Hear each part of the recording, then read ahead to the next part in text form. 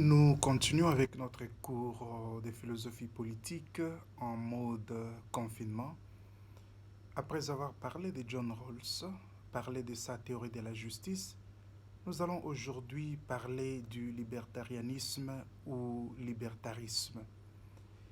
Le libertarianisme est aussi appelé libertarisme et c'est un courant de la philosophie politique qui met un accent particulier sur trois droits fondamentaux: les droits à la vie, les droits à la liberté individuelle et le droit à la propriété. Du point de vue du libertarianisme ou libertarisme, une société est juste lorsque ses institutions respectent et protègent la liberté de chaque individu de jouir de ses droits en tant qu'individu et de ses droits de propriété qu'il a légitimement acquis sur ses avoirs. Comme le soulignent beaucoup de philosophes politiques, le libertarianisme ou le libertarisme est une critique fondamentale de l'égalitarisme en général et de la théorie de la justice de John Rawls en particulier. Il a été défendu par un certain nombre de philosophes politiques, y compris Robert Nozick, surtout en 1974 avec la publication de son livre Anarchie, État et Utopie. En termes généraux, les libertariens défendent les libres marchés et l'intervention minimale de l'État dans les domaines privés de l'individu. C'est ce que l'on pourrait appeler les États minimaux. Contre les tendances, ça c'est une autre défense des libertariens, défendent aussi contre les tendances redistributives de la théorie libérale et égalitariste. Robert Nozick, qui est une des grandes figures du libertarianisme ou libertarisme, a écrit son livre Anarchie, État et Utopie comme une réponse directe à l'État redistributif égalitariste libéral défendu par John Rawls. Ce livre a été publié en 1974, juste 3 ans après la publication de la théorie de la justice de John Rawls, et a suscité un débat féroce entre les libertariens d'un côté et les égalitaristes de l'autre, et les débats étaient au sujet de la liberté et de la justice. Et pour notre cours d'aujourd'hui, nous discuterons le libertarianisme à la lumière de la réflexion de Nozick, qui est un prééminent avocat de ces courants de la philosophie politique. Il est important ici, avant de continuer, de noter dès le début que le point de départ de Nozick est une défense vigoureuse des droits de l'individu. Il défend les droits de l'individu. Ainsi, son idée anarchiste est la suivante. Nous pouvons la formuler de la manière suivante. En gardant les monopoles de l'usage de la force et en protégeant tous les ressortissants qui peuplent son territoire, l'État empiète nécessairement sur les droits de l'individu et à ce titre, il est intrinsèquement immoral. Nozick résume ses principales conclusions en ces termes. Un État minimal qui se limite à des fonctions étroites de protection contre la force, le vol, la fraude, à l'application des contrats et ainsi de suite, est justifié. Tout État, un tant soit peu plus étendu, enfreindrait les droits des personnes libres de refuser d'accomplir certaines choses et il n'est donc pas justifié. Enfin, l'état minimal est aussi vivifiant que juste. Donc ça, c'est l'affirmation de Nozick par rapport à la position de l'État. Et comme nous pouvons le voir, une des implications de cette idée d'un État minimal, comme le note d'ailleurs Nozick lui-même, est que l'État ne saurait user de la contrainte afin d'obliger certains citoyens à venir en aide aux autres, ni en vue d'interdire aux gens certaines activités pour leur propre bien ou leur protection. En d'autres termes, ce qui est dit ici, l'État ne peut pas dire nous t'interdisons de faire telle ou telle autre activité parce que nous pensons te protéger. Nous pensons que c'est pour ton propre bien et nous voulons te protéger. Agir ainsi serait donc empiéter, serait donc nier la liberté de l'individu. Et avec cela, nous pouvons alors considérer quelles sont les limites sur l'action de l'État. En d'autres termes, jusqu'où l'État peut intervenir dans la vie des individus ou dans la vie des citoyens. Comme nous l'avons vu en étudiant John Rawls, les deuxièmes principes de sa théorie de justice comme équité concernent la justice distributive. Il exige que la répartition de la richesse et du revenu et les positions d'autorité et de responsabilité soient compatibles avec les libertés fondamentales et l'égalité des chances. Ces principes, dit, les inégalités sociales et économiques doivent satisfaire à deux conditions et comme nous l'avons vu lorsque nous avons parlé de John Rawls, la première condition, elles doivent être liées à des fonctions et à des positions ouvertes à tous dans des conditions d'égalité équitable et des chances. Et deuxièmement, elles doivent procurer les plus grands bénéfices aux membres les plus désavantagés de la société. Et nous trouvons cela déjà dans la théorie de la justice et nous trouvons aussi ces deux principes de justice comme équité dans le libéralisme politique où John Rawls essaie de reformuler cela. Mais pour Nozick, l'État rawlsien ou n'importe quel État qui intervient dans les libres marchés pour redistribuer la richesse des riches aux pauvres est injuste. Donc pour lui, l'État ne peut pas intervenir, prendre les richesses des riches et donner aux pauvres en vue ou au nom de la justice. Agir ainsi serait de l'injustice d'après notre ami Nozick. L'État ne peut pas faire une telle chose. Et pourquoi cela? Ceci parce que la redistribution viole les droits individuels en obligeant les gens de renoncer à leur propriété par des moyens qu'ils n'ont pas choisis. Ça, c'est ce que Nozick pense. Nozick et d'autres libertariens insistent sur les limites que les droits individuels doivent placer sur l'action de l'État. Donc les droits individuels doivent placer un certain nombre de limites sur l'action de l'État. L'État ne peut pas agir en faisant fi des libertés individuelles. Ces libertés, en quelque sorte, limitent l'action de l'État et l'État doit tenir compte de tout cela. Et l'affirmation générale du libertarianisme est que les limites imposées à l'action de l'État sont extensives.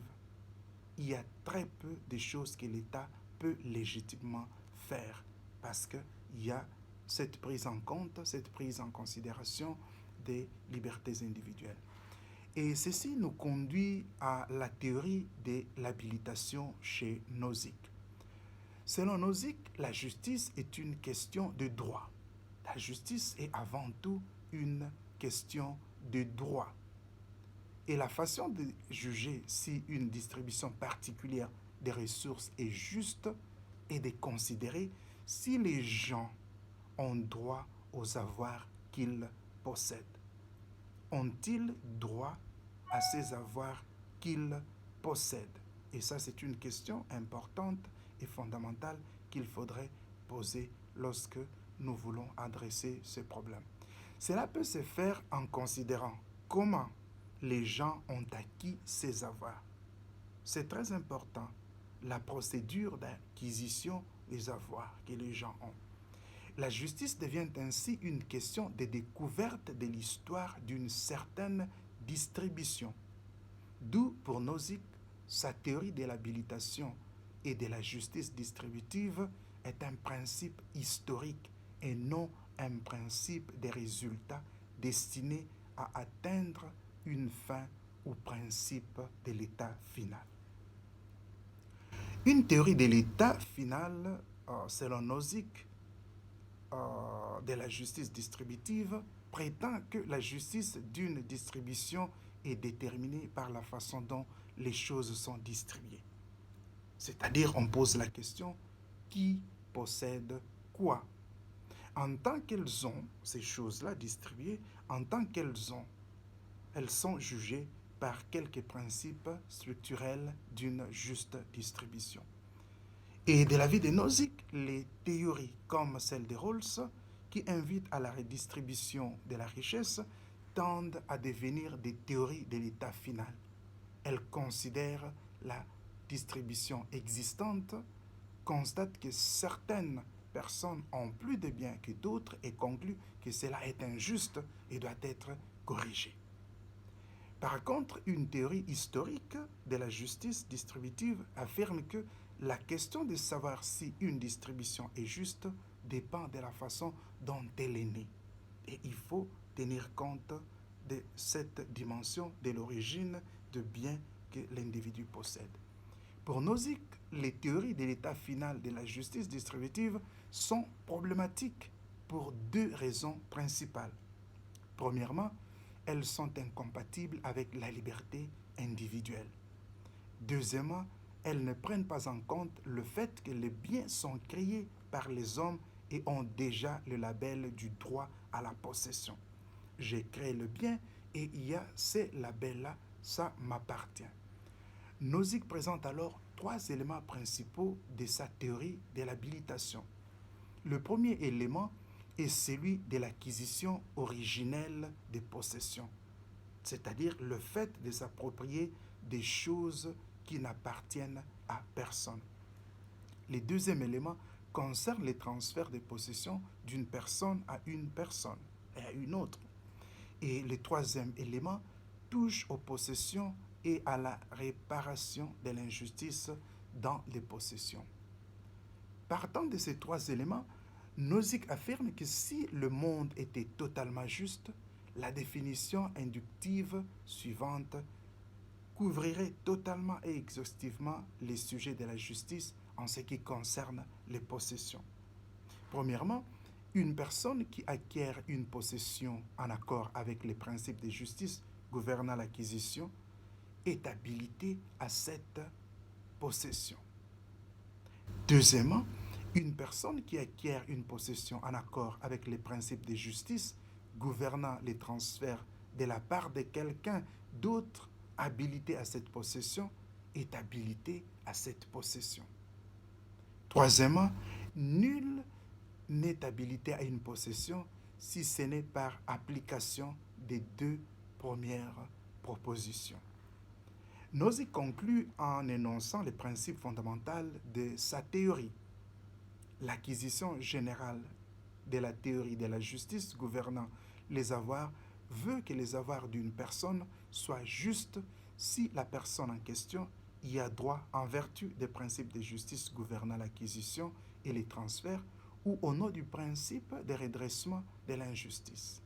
Si les avoirs de chacun sont justes, alors l'ensemble total, la répartition des avoirs est juste, estime Nozick.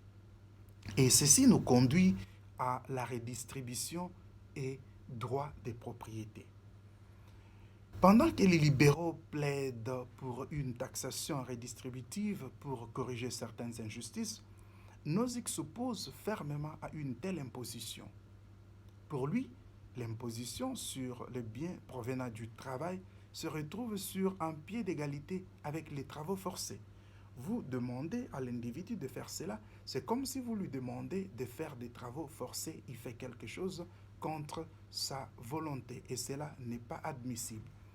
Ainsi donc, du point de vue de la théorie de l'habilitation, la taxation redistributive est mauvaise et elle est une violation des droits des gens, exception faite pour les objets que l'on prend et qui tombent sous le principe de la réparation des injustices. Ça, c'est possible, on peut accepter cela. Elle prend les biens chez les riches et les donne aux pauvres, privant ainsi les riches de leurs droits de propriété.